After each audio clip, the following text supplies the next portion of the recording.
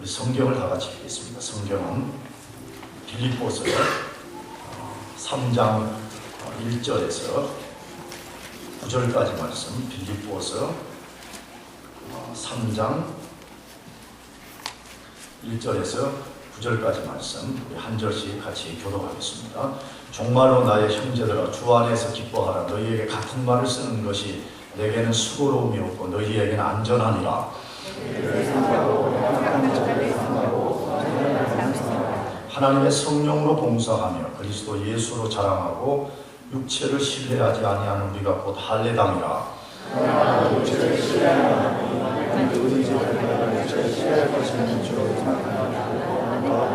내가 8일 만에 할례를 받고 이스라엘의 족속이요 베냐민의 지파요 히브리인 중에 히브리인이요 율법으로는 바리새인이요 그러나 무엇이든지 내게 유익하던 것을 내가 그리스도를 위하여 다 해로 여길 뿐더러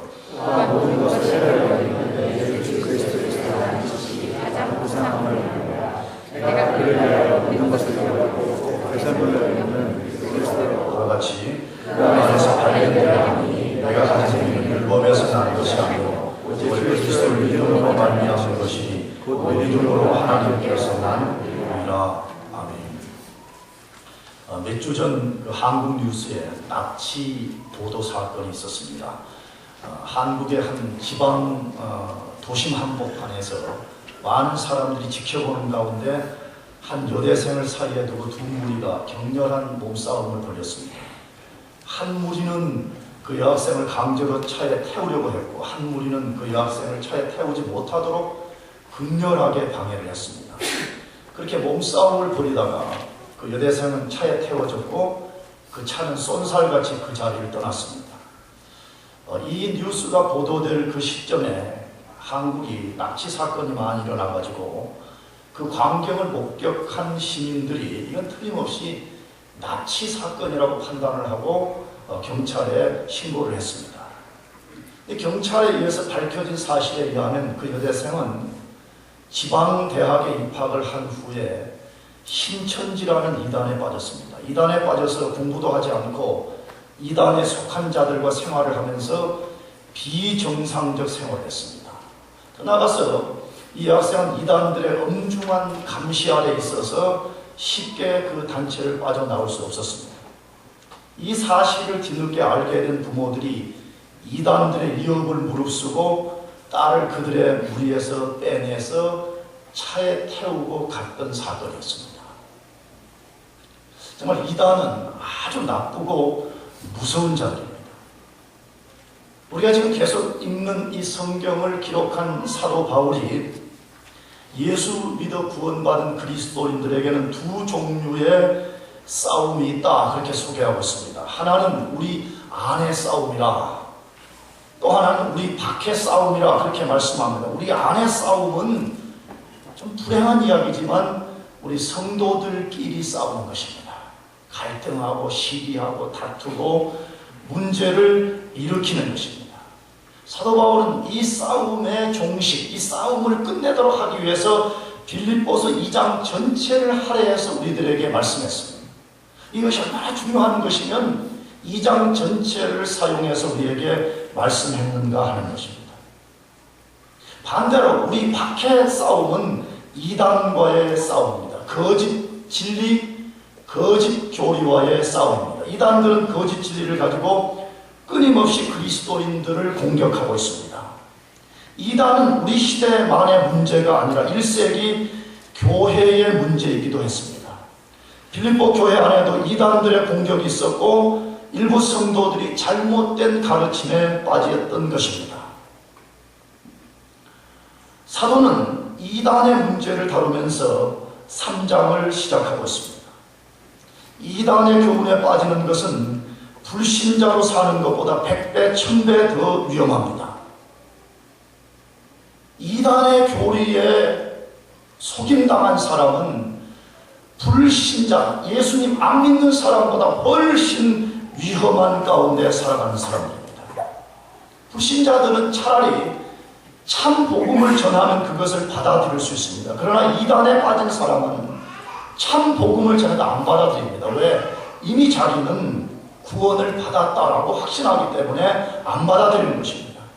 그러므로 거짓 교리를 분별하고 참 진리를 붙들고 신앙생활을 하는 것은 사활적으로 중요합니다. 다시 말하면 우리가 사느냐 죽느냐 하는 것보다 중요합니다. 믿습니까? 정말 그렇습니다.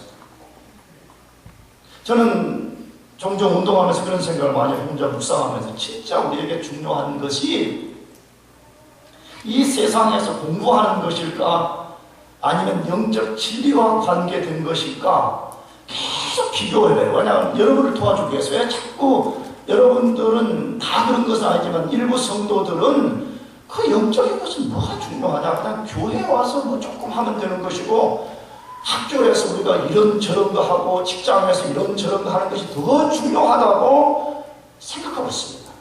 그러니까 자꾸 고민해봐요. 진짜로 영적인 것이 중요한 거냐, 아니면 우리가 그렇게 모든 것을 쏟아붓는 그런 것들이 중요한 것이냐. 근데 아무리 생각해봐도 영적인 것이 중요하다는 거예요.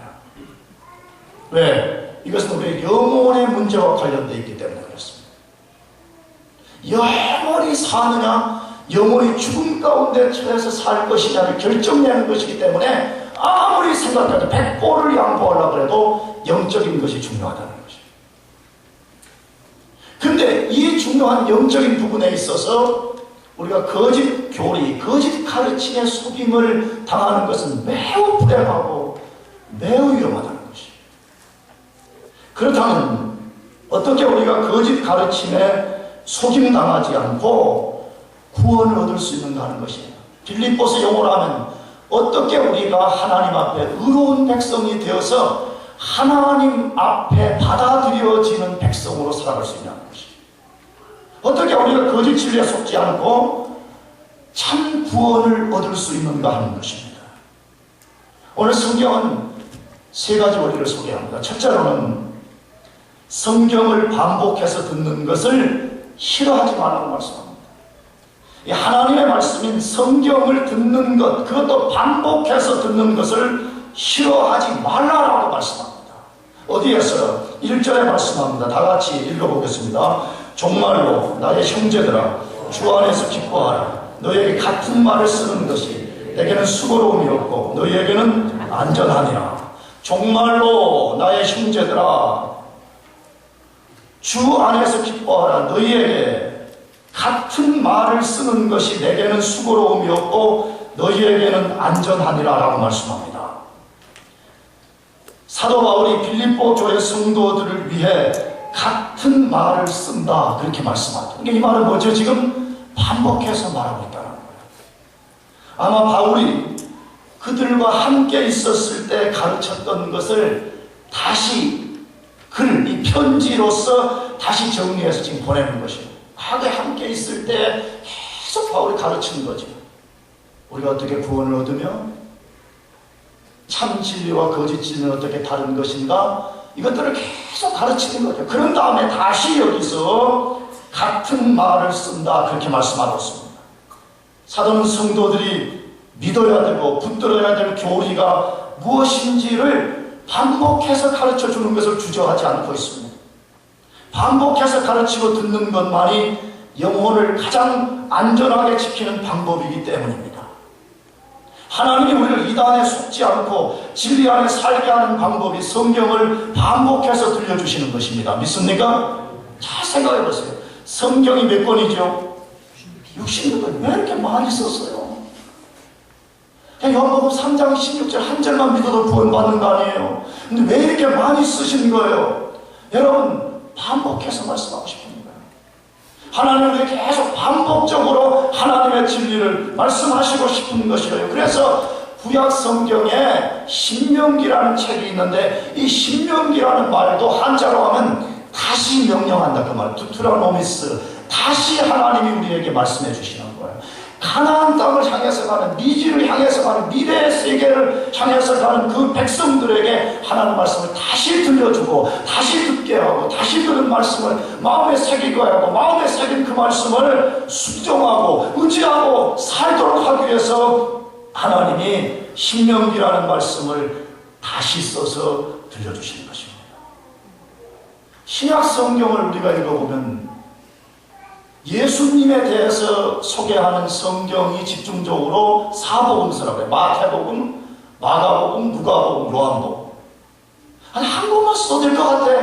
4권이나 썼어요. 4권 잘 읽어. 물론 다른 특성을 부각시킨 이유 때문에 여러 번을 썼지만 예수님에 대한 이야기를 반복해서 들려주는 거예요. 반복해서 들으라는 거예요. 반복해서 들으라는 거예요. 더 나아가서 성경 내용을 읽어보면 실제 성경 내용 안에 셀 수 없이 많이 반복해서 말씀하고 있다는 사실인 것입니다. 여러분, 그런데 우리는 어떻게 하고 있죠? 우리는 하나님의 방법을 따르지 않는 경향이 너무너무 많습니다.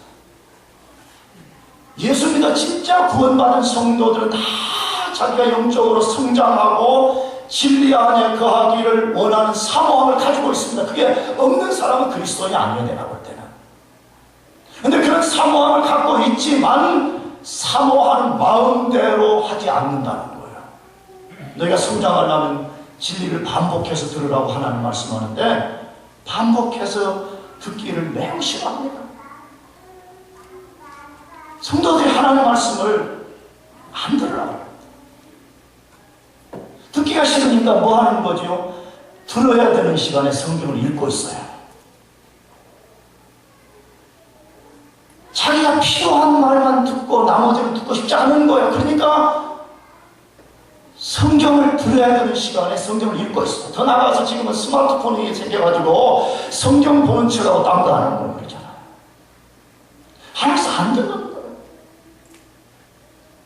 난 여러분들이 주중과 주일 아침에 일어나 무엇을 기도해야 되는지 알아요? 하나님 말씀을 들을 수 있게 해주십시오. 오해하지 말고 들어요. 혹시 자녀들, 저도 우리 2명 아이들 어렸을 때 키워봐서 합니다. 우리 집사람이 그때는요, 전도사 부인인데 내가 볼 때는 전도사 부인이 아니라 영적 상태가요. 완전 넌 크리스천으로 살았어요. 왜냐하면 애들 2명을 데려가니까 얼마나 또 천방지축 개구장이들 많아요. 설교를 어떻게 들어요? 그러니까 아이들이 클 때까지 아마 제가 생각한 초등학교 때까지 우리 집사람이 설교를 못 들었어요. 교회만 가는 거예요. 그냥 교회만 가는 거예요. 이렇게 설교를 못 들으니까 사람이 악해지는 거예요.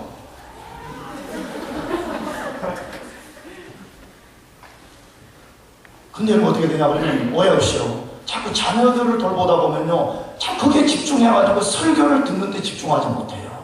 이제 습관이 돼버리는 거예요. 그래서 교회 오면 하나님 말씀을 들을 때도 안 들려줘요. 집중이 안 돼요. 근데 자꾸 막 주의가 산만하고 막 두리번거리고 막 이렇게 하는 거예요. 물론 자녀를 키울 때의 그 어려움 저도 조금은 이해합니다. 근데 여러분 기도해야 돼요. 하나님 우리 아이가 못 들을 바에는 잠재워 주세요. 예배 시간 잘 만들어 버려요. 할렐루야.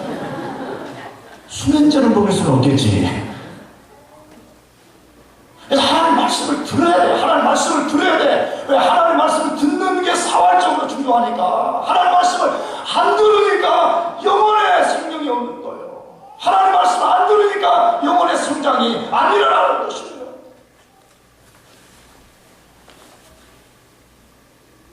이런 사람들이 사활적으로 기도해요. 하나님 말씀을 듣게 해주십시오.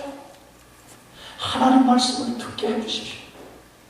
하나님 말씀을 진짜 들으면 살아납니다. 안 들으니까 안 살아나는 거예요. 우리가 진짜 하나님 말씀을 마음으로 듣는다면 우리 영혼이 반드시 살아나게 되어 있어. 왜? 하나님의 말씀은 좌우에 날선 어떤 검보다 예리하여 혼과 영과 및 관절과 골수를 찔러 쪼개기까지 하는 능력의 말씀이기 때문입니다. 근데 그런 생명의 말씀이 한 번도 우리 존재의 가장 깊은 마음의 밭에 떨어진 적이 없는 거예요.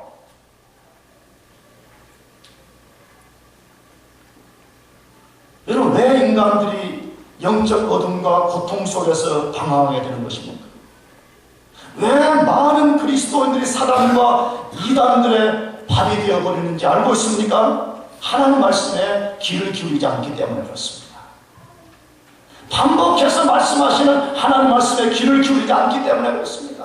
성경에 그걸 말씀해요. 시편 107편 10절 이하에 말씀하는데 같이 한번 읽어보겠습니다. 시작. 사람이 흑암과 사망의 그늘에 앉으며 곤고와 쇠사슬에 매이면 하나님의 말씀을 거역하며 지존자의 뜻을 멸시합니다. 여러분, 하나님 말씀하세요. 왜 인간이 흑암과 사망의 그늘에 앉아서 곤고와 쇠사슬에 매여?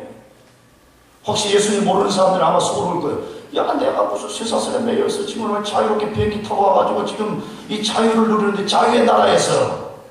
그런 육체를 말하는 거죠. 영혼이 하나님을 보지 못하고 영혼이 하나님 세계를 본 적이 없고 영혼이 하나님 안에서의 자유가 아니라 하나님 밖에 있는 어떤 것에 매인 상태에서 잠깐 누리는 자유가 진짜 자유라고 생각합니다. 근데 성경은 말해요. 왜 인간이 흑암과 사망의 그늘에 앉으며 곤고와 쇠사슬에 매이나? 무엇 때문이라고 했죠? 하나님의 말씀을 뭐하며?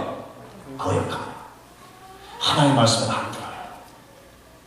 하나님의 말씀 안 들으니까 영혼의 어둠을 비출 빛이 없기 때문에 어둠 속에서 헤매게 되는 거예요.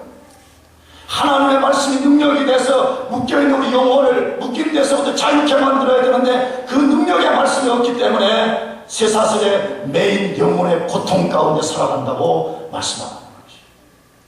신약 성경도 똑같은 원리를 말씀합니다. 데살로니가후서 2장 11절 이하 다같이 시작. 이러므로 하나님이 유혹을 저의 가운데 역사하게 하사 거짓 것을 믿게 하시면 진리를 믿지 않고 불의를 조차 좋아하는 모든 자로 심판을 받게 하려 하시니라. 여러분, 왜 영혼들이 어둠 가운데 거하며 왜 어떤 사람들은 신앙생활 하다가 이단에 짓밟히는 것이에요? 하나님의 심판이라 그렇게 말해요. 이러므로 하나님이 유혹을 저의 가운데 역사하게 하사 거짓 것을 믿게 하심은 진리를 믿지 않고 불의를 좋아하는 모든 자로 뭘 받게 한다? 심판을 받게 하는 거예요. 이단에 빠진 사람들은 하나님의 진리에 귀를 기울이지 않으니까 하나님이 유혹받아서 이단에 빠지면 놔둬버린 거예요. 허용해버리는 거예요. 그런 사람들은 하나님의 지금 심판 아래에 있다, 그렇게 말씀하고 있는 것이에요. 하나님의 진리에 귀를 기울이지 않는 사람은 하나님의 심판 아래에 있다고 성경이 분명하게 말씀하고 있습니다. 하나님의 말씀을 반복해서 듣고 아는 것만이 사단에게 속지 않고 우리 영혼을 안전하게 지키는 비결입니다. 믿습니까? 하나님 말씀에 귀를 기울여야 돼요. 저는 지금까지 거의 30년 목회하면서 하나님 말씀을 잘 듣고 반복해서 듣는 성도치고 곁길로 나가는 성도 거의 본 적이 없고요. 삶의 어려움이 찾아와가지고 그냥 중내 산에 그런 성도 좀 별로 본 거 없는 것 같아요. 근데 대부분은 하나님 말씀에 귀를 안 기울입니다. 그래서 하나님이 하시는 일을 어떻게 저 같은 인간이 다 판단하겠어요. 그러나 내가 본 경험에 의해서는 그래. 그러므로 여러분, 하나님 말씀을 반복해서 듣는 거 두려워하지 마시고요. 반복해서 듣는 거 싫어하지 말고 하나님 말씀을 반복해서 들어서 그 말씀이 여러분 것이 되기를 축복합니다. 두 번째로, 우리가 어떻게 거짓 가르침에 속지 않고 우리가 구원받은 백성으로 살게 되냐는 것이, 육체의 외적인 조건과 행위를 의지하지 말라고 말씀합니다. 육체의 외적인 조건과 우리의 행위를 의지하지 말라, 그렇게 말씀합니다. 2절에 말씀합니다. 개들을 삼가고 행악하는 자들을 삼가고 손할례당을 삼가라 라고 말씀합니다. 빌립보 교회를 포함해서 초대교회를 가장 괴롭힌 이단은 율법주의자들이었습니다. 율법주의자들이었습니다. 이 율법주의는 모세의 율법과 유대인들이 지켜온 종교적 전통을 지키면 구원을 받고 하나님 앞에서 의롭게 된다고 가르치는 종교입니다. 그들은 예수님만 믿어서는 구원이 안전하지 않고 할례를 받고 종교적 의식에 참여해야만 안전하다고 가르쳤습니다. 외적인 어떤 것을 가지고 구원을 확증시키게 만들고 그것을 의지하도록 만들었습니다. 복음을 제대로 이해하지 못하는 사람의 입장에서 보면 굉장히 매력적이고 안전해 보이는 가르침이 아닐 수 없습니다. 그렇잖아요. 너 주일에 교회 나오면 구원받은 것이다. 11조 하면 구원받은 것이다. 교회 집사되면 구원받은 것이다. 이런 외적인 것으로 자기 구원을 확증시키는 것은 매우 쉬운 방법입니다. 그러나 바울은 그런 교리를 가르치는 자들을 개들이고 행악자들이고 손할례당이라고 말합니다. 아주 과격하고 거친 표현을 쓴 것입니다. 저는 이 성경을 읽을 때마다 다른 말은 바울이 욕한 거예요. 야, 이 개 같은 놈들아. 여러분 말고 말이에요. 그런 거. 개들은 그래도 기분 나쁜데 개 같은 놈들하고 얼마나 기분 나쁘겠어요. 성경에 그렇게 말해요. 근데 그런 사람들은 개들이고 행악자들이고 손할례당이라고 이렇게 말해요. 심지어 이 손할례당이라는 표현 속에는 신체 절단자라 그런 의미를 지금 담고 있는 거예요. 왜? 남자들이 생식기에 그 할례할 때 표피를 잘라내는 그것은 곧 너희들이 거세자들과 같은 것이다. 그러니까 조롱하고 있는 거예요. 왜 정자는 사도 바울이 이런 표현을 쓴 것입니까? 왜 거세자들이다, 행악자들이다, 개들이라 그렇게 말하는 것입니까? 율법주의자들은 겉으로는 사람들을 구원하는 사람들인 것 같지만 실제로 인간을 속이고 인간을 더럽히고 인간을 파멸 가운데로 끌고 가는 파괴자들이기 때문에 그렇게 말씀하는 것입니다. 그러므로 이단과 거짓 교리를 가르치는 자들은 악한 자들입니다. 가장 악한 자, 이 세상에서 가장 나쁜 인간들입니다. 그러면 어떻게 하는 것이 진짜 구원을 받고 구원받은 증거가 되는가 하는 것입니다. 3절이 말씀합니다. 다 같이 3절을 읽어보겠습니다. 시작. 하나님의 성령으로 봉사하며 그리스도 예수로 자랑하고 육체를 신뢰하지 아니하는 우리가 곧 할례당이라. 누가 그러면 진짜 할례당이라. 왜? 이스라엘 백성들, 유대인들은 할례를 받으면 하나님의 구원받은 백성이 된다고 가르친 거예요. 바울은 아니라는 거예요. 너희들이 그 표피에 살점을 몇 점 잘라낸다고 너희들이 구원받은 것이 아니라는 게, 진짜 구원받은 것은 이런 삶을 사는 것이야 라고 말씀하는데, 여러분 그것이 뭐예요? 진짜 구원받는 것은 외적인 것을 의지하는 것이 아니라고 말씀합니다. 성령을 의지하고 성령에 의해서 하나님을 예배하고 성령으로서 봉사하며 사는 것이라 그렇게 말씀합니다. 사실이에요, 여러분. 그렇지 않아요? 성령을 의지해서 성령이 타락하고 죄로 인해서 변질되어버린 우리 인간의 내면을 바꾸지 않는데 어떻게 우리가 외적인 몇 가지 가지고 우리 하나님의 백성이 될 수가 있는 거예요? 그래서 성경 말에 우리가 진짜 하나님의 백성이 되는 것은 성령으로서 우리가 변화를 받고 그 성령에 의해서 하나님을 섬기고 사는 사람이 진짜 할례당이라는 거예요. 진짜 마음의 할례를 받아서 하나님의 백성 된 것이라 그렇게 말씀하는 거예요. 그래서 사도 바울은 우리가 외적인 것을 의지해서는 안 된다 그렇게 말씀해요. 그래서 사도 바울이 자기 이해를 하나 든 거예요. 왜? 바울도 회심, 그러니까 예수 믿기 전에 그가 어떤 사람이었는가를 소개하는데 그것이 4절부터 6절까지 소개된 것이에요. 거기 4절, 그러나 나도 육체를 신뢰할 만하니 만일 누구든지 다른 이가 육체를 신뢰할 것이 있는 줄로 생각하면 나는 더욱 그러하니라. 무슨 말이에요? 사도 바울은요,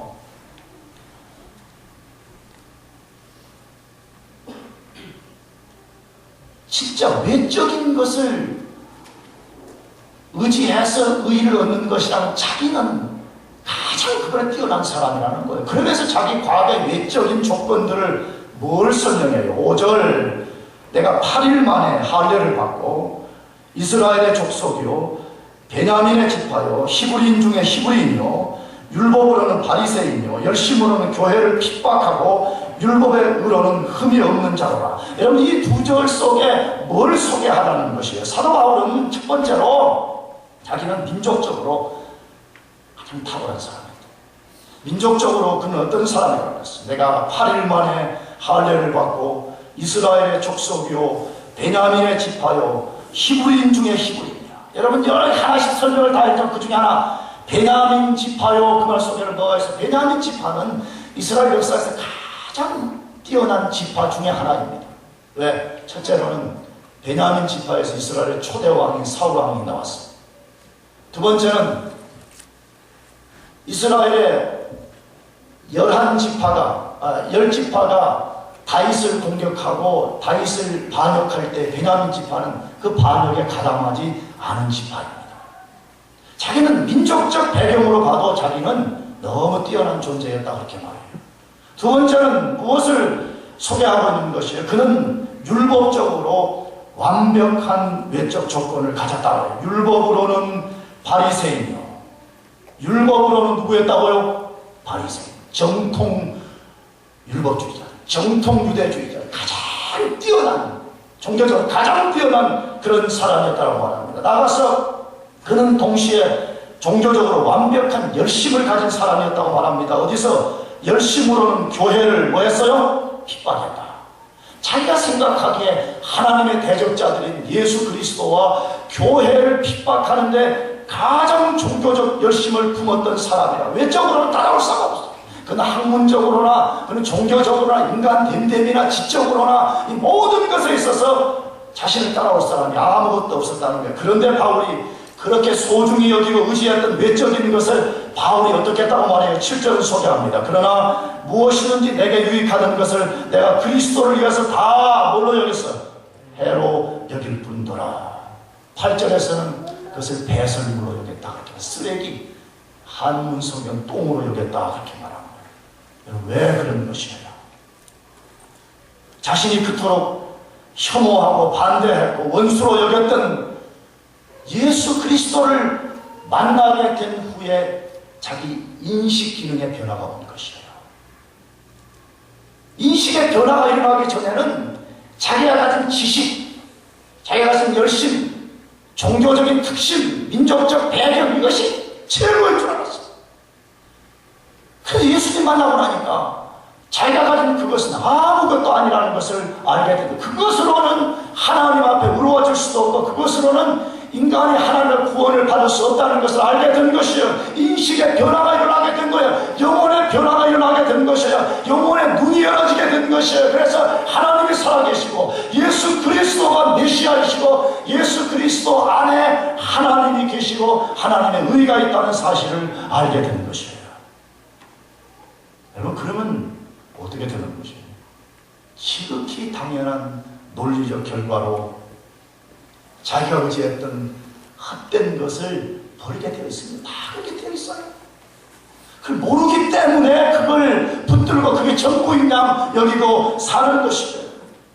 영의 눈이 열려서 예수 그리스도를 보게 되고 하나님이 살아계신 만물의 주가 되신다는 것을 알게 되면 우리가 과연 무엇을 의지하고 사는 사람이 될 것인가 하는 것이죠. 성경은 말합니다. 아주 단호합니다. 성경은 타협하지 않습니다. 우리가 구원을 얻고 하나님 앞에 의롭게 되려면 외적인 것을 의지해서는 안 된다고 말씀합니다. 성경이 말해요. 여러분 외적인 것을 의지하는 사람은 절대 하나님 앞에 구원받은 백성으로 살 수 없다고 말씀합니다. 여러분 잘 생각해 보세요. 여러분과 저는 무엇을 의지하면서 살아가는 인생인가 점검해 보십시오. 마지막으로 우리 거짓 진리에 속지 않고 우리가 구원 얻는 백성으로 살기 위해서는 믿음으로 예수 그리스도만을 믿고 의지하라고 말씀합니다. 믿음으로 예수 그리스도만을 믿고 의지하라고 말씀합니다. 8절, 9절을 다 같이 읽어보겠습니다. 시작. 또한 모든 것을 해로 여기면 내 주 그리스도 예수를 아는 지식이 가장 고상함을 인하니라. 내가 그를 위하여 모든 것을 잃어버리고 배설물로 여기면 그리스도를 얻고 그 안에서 발견되려 하니 내가 가진 의는 율법에서 난 것이 아니요 오직 그리스도를 믿음으로 말미암은 것이 곧 믿음으로 하나님께로서 난 의라. 바울은 자신이 그토록 위대하게 여겼던 외적인 것을 배설물로 여긴 이유를 소개하고 있습니다. 예수님 만난 후에 예수님 안에 있는 것과 자신이 가진 것을 비교해 본 것입니다. 요즘 말로 하면 대차, 대조표를 사용해 본 것입니다. 그런데 자신 안에 있는 것은 빚, 대빚, 죄밖에 없다는 것을 발견하는 거죠. 예수님 안에는 크레딧, 신앙, 의, 구원, 생명이 있다는 것을 본 것입니다. 바울은 자신의 출신, 배경, 공부, 존재 자체를 부정하는 것이 아닙니다. 그건 부정될 수가 없습니다. 그냥 자기가 바리새인이었다, 유대인이었다, 가마리엘 문화에서 공부했다, 할례를 며칠 만에 봐. 여러분 그걸 어떻게 부정할 수 있어요? 실제 자기 삶에 그것을 했는데. 그 바울이 부정하는 것이 무엇이에요? 예수님이 가진 것과 자신이 가진 것을 비교해 보니까 과거에는 자신의 가진 것이 그것이 전부라고 여겼는데 예수님이 가진 것과 자신의 것을 비교해 보니까 자기 것이 아무것도 아니라는 것을 알았다고 말해. 그런 의미에서 배설물로 여겼다는 거예요. 그거를 자기의 의로 삼지 않는다는 거예요. 할렐루야. 그걸 자기 자랑으로 삼지 않는다, 그렇게 말하는 것이죠. 그런 바울이 그리스도만을 믿고 구했던 구체적인 이유가 뭐냐면, 왜 자기가 그토록 과거에 자랑했던 그것을 의지하지 않고 예수님만을 그가 믿고 예수님만 구해나가는 것이고, 오늘 본문에 뭐라고 말씀하죠? 예수 그리스도를 아는 지식이 가장 고귀하고 위대하기 때문이라고 말씀합니다. 예수님 아는 지식이 가장 고귀하고 위대하기 때문이라고 말씀합니다. 여러분, 유대인들 중에 정통 학문을 공부했던 사도 바울의 고백입니다.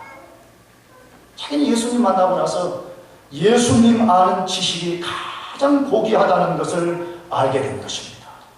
예수님 안에만 진리와 영원한 생명과 모든 세계와 하나님이 있다는 것을 알게 된 것입니다. 나는 그런 것 같아. 바울이 내 추측인데, 하나님을 예수님 만나는 순간에 인식 기능의 변화가 왔는데, 그때 뭘 깨달았냐고요. 예수님이 가진 지식과 자신이 가진 지식을 비교를 해봤는데, 예수님이 가진 지식은 대양의 물과 같고 자기의 지식은 이 손가락 끝에 잠깐 묻힌 물 한 방울 같다는 것을 알게 되는 거예요. 인식 기능이 완전 변화가 일어나가지고 예수님 아는 것만이 우리 인생의 가장 특권이고 위대한 것이라는 것을 알게 된 것입니다. 여러분, 예수님 아는 지식이 가장 고상한 것입니다. 할렐루야. 교회 다니면서 그런 변화를 가져와야 돼. 교회 다니면서도 예수 믿는 거는 그냥 적당하게 IQ도 안 좋고 공부도 못하는 사람들이 아는 것이고, 우리는 세상 학문을 알아가지고 이걸 하는 것이 최고야. 그건 아직 성경을 모르는 사람들이에요. 여러분, 성경 속에 계시는 예수 그리스도 그분을 아는 것이 가장 위대한 지식인 것입니다. 바울은 더 나아가서 이 지식을 단순히 예수님에 관한 인포메이션만 얻는 것이 아니라 이 지식이라는 개념은 특별한 관계 속에 들어가는 거예요. 예수님과 특별한 관계 속으로 들어가는 그것을 가장 위대한 지식으로 여겼어요. 저는 그걸 믿습니다. 저는 바울만큼 깨닫지 못했지만 저는 예수님 믿고 제가 발견한 사실이 뭐냐 하면, 예수님 안에 공부하는 데 필요한 지혜가 들어있다고 했습니다. 공부와 예수 믿는 지혜가 다른 것이 아닙니다. 저는 예수님 안에 인생이 나아가야 될 삶의 길이 있다고 믿습니다. 왜? 나는 길이요 진리요 생명이라고 했으니까 예수님 안에 우리 인생의 길이 있어요. 우리 인생이 나아갈 문이 완전히 닫혀버린 그럴 때도 우리 인생에 나아갈 문을 예수님이 갖고 계세요. 왜? 요한복음에 나는 양의 뭐라 그랬죠? 문이라고 했기 때문에. 나는 예수님 안에 밥이 있다고 믿는 사람이에요. 예수님이 우리 삶의 필요를 다 채워주시고요. 예수님이 우리 필요한 돈도 주시고요. 예수님이 우리 삶에 필요한 옷도 주시고요. 모든 것을 주십니다. 믿습니까? 예수님 안에 우리 삶에 만나는 위기를 피한 공간이 예수님 안에 있다는 것을 저는 믿고 사는 사람입니다. 그래서 사도 베드로서 3장 18절에서 도전합니다. 다 같이 읽어보겠습니다. 시작. 오직 우리 주 예수 그리스도의 은혜와 저를 아는 지식에서 자라가라. 영광이 이제와 영원한 날까지 저에게 있을지어다. 베드로가 말해요. 너희가 은혜와 예수님 아는 지식에서 뭐 하라고요? 자라. 여러분, 그렇게 되기를 축복합니다. 그렇게. 혹시 여기 처음 신입생으로 오신 여러분들도요, 내가 늘 자주 우리 교회에서 이야기하는 것인데, 여러분 공부하러만 여기 왔지만 그 배후에 보이지 않는 하나님이란 분이 여러분을 여기까지 인도하시는 거예요. 공부도 죽어라고 해요. 예선? 그러나 동시에 예수님을 알아가는 지식도 죽어라고 해요. 할렐루야. 마지막으로 왜 사도 바울이 예수님만 그토록 구했어요. 예수님을 얻고 예수님 안에서 발견되고 싶었기 때문이라 그렇게 말합니다. 바울은 자신 안에 있는 것과 예수님 안에 있는 것을 알았습니다. 자신 안에 있는 것은 하나님의 진노를 가져올 죄밖에 없다는 것을 알았습니다. 그러나 예수님 안에는 하나님의 의가 있고 그 의를 믿음으로 덧입게 될 때 하나님 앞에 설 수 있음을 알았습니다. 그래서 사도 바울은 예수님만을 구했던 것입니다. 바울이 구했던 그리스도의 의로움은 하나님의 강력한 힘입니다. 의는 추상명사지만 추상적인 것이 아닌 실제 강력한 힘이에요. 왜 그렇죠? 우리 인간의 난제가 되는 죄를 덮는 능력입니다. 할렐루야. 우리 삶에 필요가 있을 때마다 그 의를 덧입고 하나님 보좌 앞에 나가서 담대하게 기도할 수 있는 모든 것이 되기 때문에 그것은 능력입니다. 저도 여러분처럼 연약한 인간, 나도 때로 삶에 문제가 생기고 실패할 때가 있고 넘어질 때가 있고 죄 지을 때가 있는 인생입니다. 저는 그럴 때 하나님 앞에 나아가는 담대함이 있습니다. 그것은 나의 의 때문이 아닙니다. 나를 위해 십자가에 죽으신 예수 그리스도 그분의 의를 덧입고 담대하게 나가는 왜 성경이 약속했으니까 내가 담대하게 나오라고 했습니다. 여러분, 예수 그리스도 안에서 발견되기를 축복합니다. 예수 그리스도 안에서 사는 거예요. 예수님 의지하고 사는 거예요. 예수님의 의를 여러분의 존재의 옷으로 입는 거예요. 예수님 그늘 안에 사는 거예요. 예수님 옷 안에서 사는 거예요. 여러분 모두가 그렇게 되어서 참 진리 안에 거하시고 여러분들이 늘 그리스도가 주신 구원의 기쁨 속에 살아가기를 축복합니다. 기도하겠습니다.